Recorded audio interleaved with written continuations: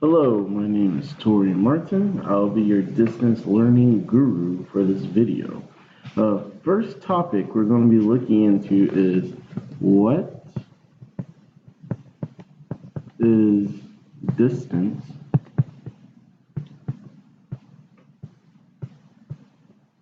learning?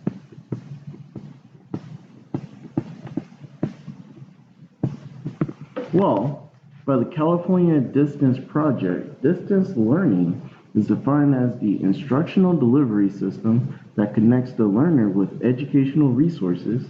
Key features of distance learning are the separation of a teacher and learning during at least the majority of the instruction process, the separation of the teacher and learner in the same learning environment, and the use of the educational media to unite the student and teacher, and the control of the learning pace is by the student rather than the instructor. Moving forward from that, the next topic we're going to be looking into, just going to arrange this here,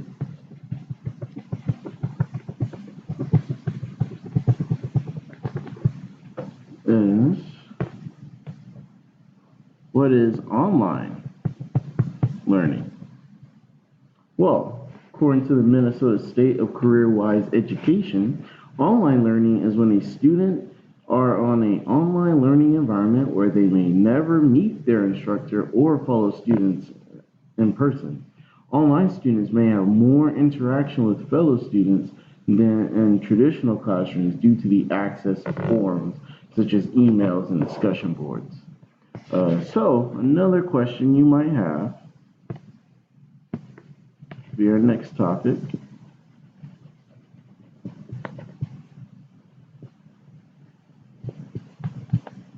Erase this really quick.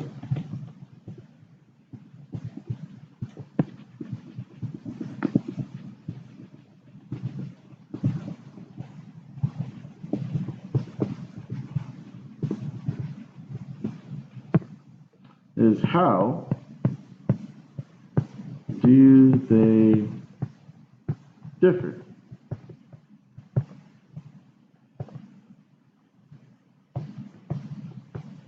Well, according to the University of Essex, the main difference between online and distance learning is the amount of opportunity you might have to talk to students and instructors/tutors. For distance learning, turning in assignments would only be the time when students might have interactions with a tutor or instructor, while also a distance learner may have no interactions with other students. While online learners are more likely to have access to ask questions, other students, and instructors questions and gather feedback by means of online forums.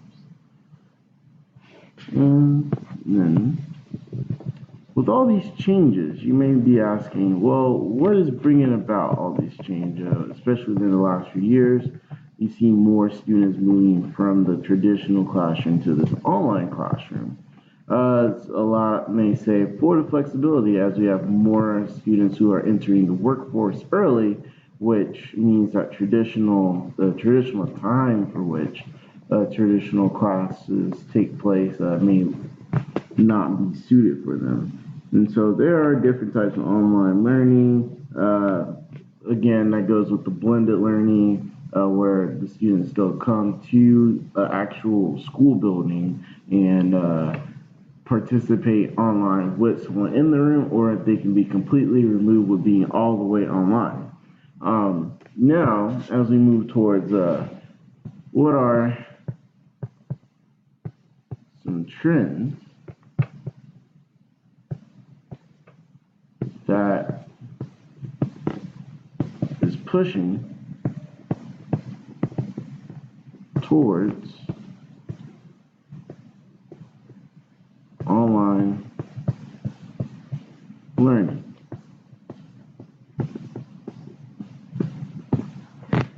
Well, according to a study by Barnes& Noble College, is there a higher education retail division, concluded that the Generation Z population that are now entering college are a group of learners that prefer to learn by doing. Gen Zers, some people might say, want to engage in an interactive learning experience.